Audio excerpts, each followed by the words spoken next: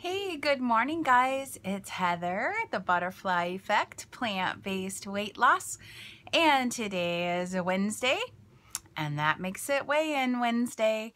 And that's the day I come on here and I make a video and I weigh in about how my weight's going, but also how my life is going and what's on my mind.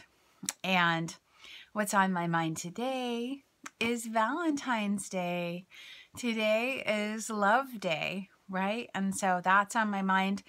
And also, it's kind of a unusual situation. It's the first day of Lent. Today is Ash Wednesday, which marks the first day of Lent. And it is, a lot of people think it's 40 days till Easter. It's actually not, because in the Catholic tradition, Sundays don't count toward Lent. If you gave up something for Lent, you get it as long as it's not harmful for you. You get it back on Sunday. So like, let's say you gave up chocolate or something like that. They say that you can have chocolate back during, on Sundays. So that is like maybe something people didn't know. But anyway, so both of those things are on my mind and I want to talk about that. But let's get the weight thing out of the way. Last week I weighed in and I was a little turtle. I was on a plateau, and turtle's what I call it when you don't make, when you just stay the same from week to week. So I was at 141, and this week I'm at 139. So I'm super happy, and this is my second week of lifting weights again, and I'm really liking that, and that's feeling good. I'm really glad I didn't lose that much progress because I took a couple months off after my surgery. So love is on my mind today because it's Valentine's Day, St. Valentine's Day. I love this day. And you know, for a lot of us, like I'm single, I've been single for a really long time. I was married, and then I'm not going to go into the whole story, but my husband got sick, got like mental health sick, and it became a not safe situation for me and my kids. And so I was separated, but I believed, you know, I took my vows very seriously, like for rich or for poor, for sickness and in health. And so I wasn't planning on getting a divorce, but I just was planning on living in another situation so that my kids would be safe and I would be safe. I really believe you have to take care of yourself. And if you can't do it for yourself, you have to do it for the people that you love. And so that was, that went on for a while, and then he wanted to get remarried. He met someone else, and so I was actually very relieved because at that point I did know it was over. But you know, I'm Christian, and I take that really seriously. I wouldn't have gotten a divorce, but because he was in a relationship with someone else, that made it okay for me to not be in that relationship anymore. And so, and there hasn't really been anybody since. You know, I've dated some people. I even had some, you know, more serious relationships, but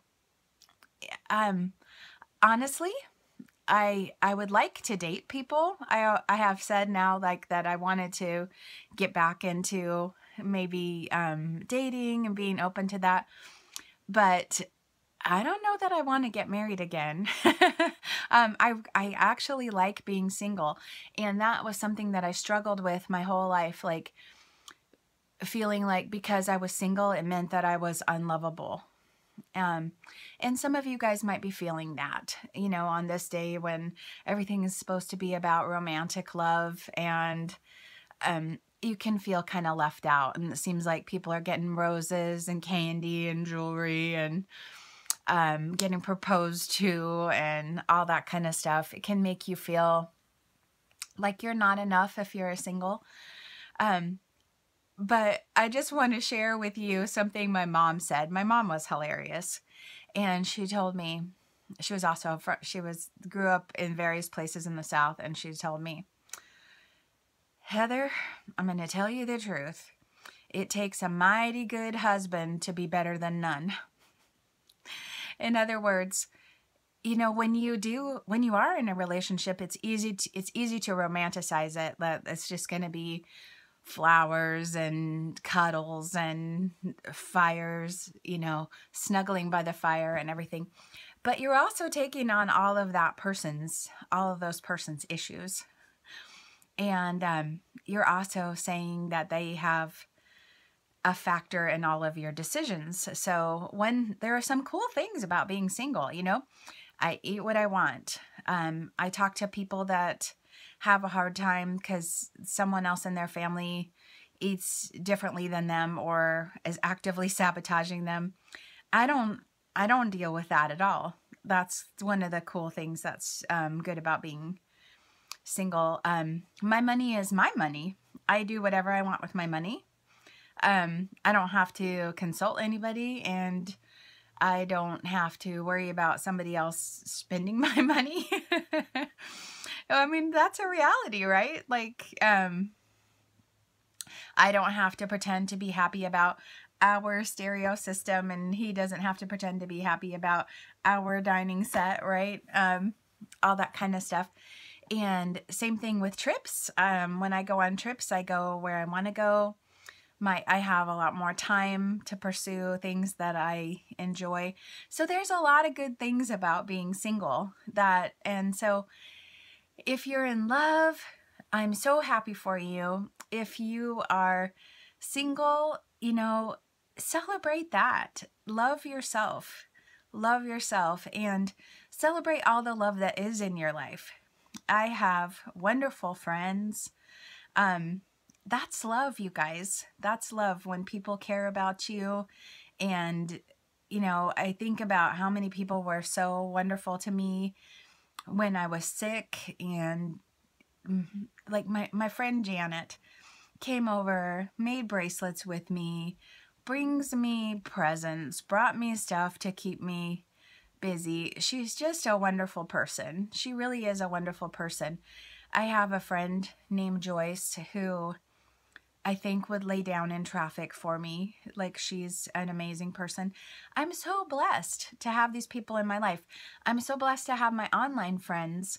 You know, one of the people I consider one of my best friends, I met her, Amy, Mrs. Plant in Texas. I totally met her online. And like you know, I got to see her in real life. But she's a person that's super important to me, and I totally met her online through the internet. You know, it's like, this is an amazing time to be alive. You can have friends all over the world, and I do, and that is love in my life. And of course, I have amazing kids. I'm so lucky to have the kids that I have. So, you know, people will say, oh, you must have done a good job parenting. I honestly think they started out really awesome people, and I just didn't mess them up too bad. So that's all I'll take credit for. But I'm super lucky. So anyway, I just want to say, celebrate love, celebrate the love that you have in your life. And one of the most important kinds of love is self-love. And I think that really relates to Lent. And so this is what I want to say about Lent. I grew up Catholic, and so Lent was a thing that we participated in. And when I was young, I had a misunderstanding about Lent. I had a misunderstanding about guilt. I'm going to say I just had a childlike understanding of guilt and sin, and I'll tell you how I think about it now and how I thought about it then. So when I was young, I thought that having guilt was a sign that you were holy or that you were virtuous, because you would feel bad about what you did wrong, and that was a sign that you were actually a good person, even though you had done something wrong. Okay, so it's pretty childlike of an understanding. I thought that God was a guy in the sky that kept a scorecard of all your sins, and if you died without asking for forgiveness for your sins, then you would go to hell, and you would have judgment day, and you would have to hear about all the bad things that you did and how it affected people. And it was not the God that I know now, and not the understanding that I have of it right now, because what I found out is that God is so forgiving that he not only, when you ask for forgiveness, he not only forgives you, but he doesn't even remember it anymore. He puts it in the deepest end of the ocean, and then he puts up a no fishing sign, right? Like, you're not supposed to pull it back out. And I'm forgiven. I'm forgiven. That's the coolest thing about my God, is that he's a forgiving God, and through Jesus I'm forgiven, and I'm not trying to be preachy, but at all. But now I see guilt and shame as not being, is like missing the whole point. It's missing the whole point, because the whole point is we're forgiven, that we're covered, we're forgiven. And yes, we need to do better. And yes, we need to be truly sorry about things where we fall short. But guilt and shame just make you weaker, and they just hold you back. And so some of us have guilt and shame about our weight, about our addictions, about a lot of things in our lives, and we're carrying that around. And one of the things I think about being fat is I used to say, I wear my sorrow underneath my skin. I wear my pounds of pain. I wear my shame. And I don't do that anymore. I laid it down. And so now when I think about Lent, so Lent was, when I was growing up, to me, it was like a sign that you felt guilty, that you had bad habits that you needed to fix, and you needed to be more holy. And so, that you had to go through a period of like suffering because you had been bad. It was like doing penance. And that's not how I think about it anymore. So as an adult, I talked to somebody, and she told me that that she practiced Lent too, but she had never been Catholic. And she, she thought of it as an acronym for Let's Eliminate Negative Thinking. And that kind of was a game changer for me. Just, it's a new way of thinking about things. And that, for me, it's a time of spiritual housekeeping. So where in my life have I gotten sloppy? Where in my life am I withholding love or not forgiving? Where in my life, and including forgiving myself, or not being loving to myself, not being loving to those around me. It's just a time of spiritual housekeeping, and just focusing on, making a better relationship with your Creator. Like, he's waiting for you. He didn't move. He didn't go away from you. Sometimes we get busy or we get distracted, and we make other things more important than that spiritual relationship. And I think that can relate, even if you're not, the same spiritual tradition as me. Where in your life are you getting too busy to take care of your spiritual life? We are spirits having a human experience, right? And so we have to take care of that. And so that's what Lent is to me, is focusing on that, developing that deeper relationship, falling even more in love with Jesus, with falling in love with my Creator. Yeah, that's what it is for me. And so anyway, I do still embrace Lent. I don't embrace guilt anymore. It's just about spiritual housekeeping. We all get into bad habits. And you can think of that also like with your eating habits. Maybe when you first started out, you were super gung-ho and you were eating super clean, and you've let something slip back in that's not serving you anymore, or you maybe you were a lot more active and then you just got kind of out of the habit of that. It's just a good time to reset and do some spring cleaning of your mental health. Look for strongholds. Strongholds are things that are holding you back. It's a place in your life where you're making something more important than it should be. Look for places in your life where you might have limiting beliefs. Like when I was believing that I was unlovable because I was fat. I was unworthy because I was single. That it meant that I wasn't good enough. Those were limiting beliefs, and that's why I was alone, is because I was sending out that vibe of don't love me, I'm not lovable, I don't love myself. And I think that you have to love yourself, or it's going to be too hard to get away from your coping mechanism of food.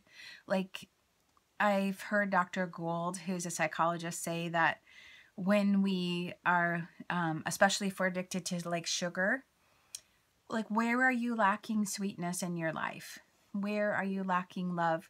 Are you looking for love in the bottom of a bag of Oreos? Because I was for a really long time. It was like something I could do that felt like a little treat for myself. And we have to find new ways to give ourselves a treat. And we have to find new ways of being loving and kind to ourselves that don't hurt you in the long run. Okay, so last thing, I know this is getting way too long, but the last, of course, it's on my mind that I'm going to California on Saturday. California! I'm so excited. I am so grateful to Chef AJ and Shada and Eden and everybody that's hosting me. Thank you so much, you guys. It's so cool. When the spa burned, I thought, you know, I wasn't going to have my cool vacation. But I am, and I think I'm going to have an even cooler vacation, and I still get to go to the spa later on. So I wanted to just show you a couple things that I got because I'm a dork and I'm so excited about my trip. Okay, so I'm going to Disneyland, so I got some Disney accessories that I'm going to wear, right? I thought this was cute, and I thought that this was good for Valentine's Day. It's Mickey and Minnie. So in love. So I'm going to wear that. And of course, hey Heather, you just took off 300 pounds. What are you going to do? I'm going to Disneyland. I'm going to Disneyland, so I got my dorky ears. Okay. We're also going to Universal, and you know that I'm geeking out. I just dropped it. I'm geeking out about Harry Potter, seeing the Wizarding World of Harry Potter. I've wanted to go since like I heard that it was being built. And so I've got I don't know which one of these I'm going to wear, but I've got my Harry shirt. It's got like Harry and Ron and Hermione on it, and it's got Hogwarts on it. That is one of them. And then this is, I thought that this was cute. This is just an owl with the Hogwarts, with the Gryffindor scarf on. And I don't know if I should wear that because I'm a Ravenclaw. Anyway, you can tell I'm getting kind of excited. I'm leaving early Saturday morning. I'm going to be if you're on my Facebook page or on Chef AJ's in Ultimate Weight Loss, we're going to be doing some Facebook lives, and then I'll post them here. Also, I'm going to be doing some recipes, going to be doing some Weight Loss Wednesday. I won't be weighing in because I'm not going to have access to scales. So I'm just going to have to stay legit and stay on my honor. Okay, I have made this way too long, you guys. I love you guys. Happy Valentine's Day. I think Whitney Houston said it really well. The greatest love of all is learning to love ourselves, because when you love yourself and you take care of yourself, then you can show up for other people. You can be love in the world. Yeah, go be love in the world. Go shine your light. Shine your light and see your light. And if you are doing what I'm doing and doing some like spiritual housekeeping,